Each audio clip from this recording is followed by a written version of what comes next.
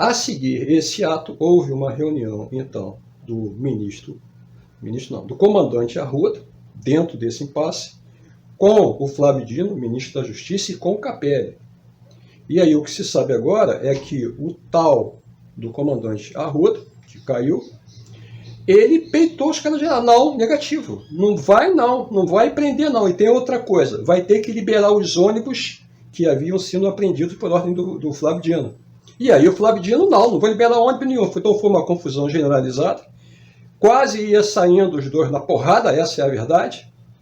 Então, e o general Arruda está insistindo, não, ninguém vai prender, ninguém vai prender, ninguém vai prender, aquela confusão toda. E chegou no momento, o general Arruda disse, olha só, do Capelli, a nossa tropa do Exército é muito maior do que a de vocês. Ou seja, ameaçou claramente o Capelli de utilizar a tropa do Exército para confrontar, atacar a tropa de choque da PM, que nessa altura já estava sob o controle do Capelli. Tá? Aquela confusão generalizada, então o Arruda viu que não ia conseguir demover o Flávio Dino, que não, negativo, a gente não vai ceder, e resultado. Então tá bom, então vamos chegar no meio termo? Vamos. Amanhã então vocês vão lá e prendem as pessoas. É claro que tinha muita gente ali que o tal general do Exército, o comandante Arruda, não queria que fosse preso naquele momento. Quantos fugiram? Quem eram? Ninguém sabe. E aí, no dia seguinte, todos vocês sabem, no dia 9, então, começaram as prisões. Tá? E agora tem praticamente 1.000 presos. Tá? Então, a história foi essa. Mas, então, qual era o grande objetivo desses golpistas todos ao permanecer em frente do quartel?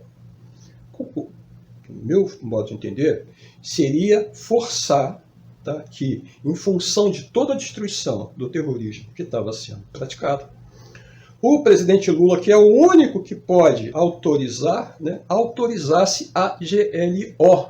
O que é GLO? Lei da Garantia da Ordem. Essa Lei da Garantia da Ordem dá poder de polícia sem limitações ao Exército para intervir e pacificar. Era isso que eles queriam. Mas por que eles queriam isso se era só poder de polícia? Agora vem a segunda parte. Tá? Lembra que eu falei do tal do Mauro Cid? O laranja, ou o caixa 2, ou o que administrava o caixa do Bolsonaro lá, a rachadinha do Bolsonaro, lembra dele? No dia 29 ou 30, ele foi exonerado da função dele pelo Bolsonaro, ele era ajudante de ordem do Bolsonaro. E, modo seguinte, o comandante Arruda, general do Exército, né, ele então nomeou, tá, o tal do Mauro Cid para o comando do 1º Batalhão de Ações e Comando do Exército sediado em Goiânia. Tá? Esse batalhão sediado em Goiânia, ele fica a uma distância de 130 quilômetros do Distrito Federal. Então, preste atenção. Se o Lula decretasse a GLO, era esse batalhão sediado em Goiânia, que tem tanques e uma tropa extremamente numerosa para, inclusive, enfrentar qualquer autoridade superior, eles teriam se deslocado, então, de Goiânia e entrando, não é, em Brasília, é uma distância relativamente curta, 130 quilômetros, com os tanques e com tudo mais. Mas o tanque levaria muito tempo para chegar em Brasília? Não, os tanques não vêm, eles vêm em cima de caminhões. Então, em pouco tempo, chegariam. E aí, podia-se haver uma tomada de poder. Aliás, isso está muito parecido com o que foi feito em 1964. Tá? Exatamente isso, quando as tropas de Juiz de Fora, então, vieram para o Rio de Janeiro e aí o governo caiu. Tá? Então, era isso que eles queriam. Tá? E foi justamente por isso, na minha opinião, que o tal do Mauro Cid foi, então, empossado na função desse comando, que seria estratégico, porque faria intervenção no Distrito Federal, tá? E o cara, evidentemente, é a cupicha do Bolsonaro e do Arruda. Então aí haveria um golpe de Estado com toda certeza, isso acabou falhando. Tá? Mas por que então o Arruda caiu e foi substituído então pelo general Tomás? General Tomás Ribeiro Paiva. Tá? Por que o general Júlio Arruda, que é o nome dele completo, Júlio César Arruda, caiu?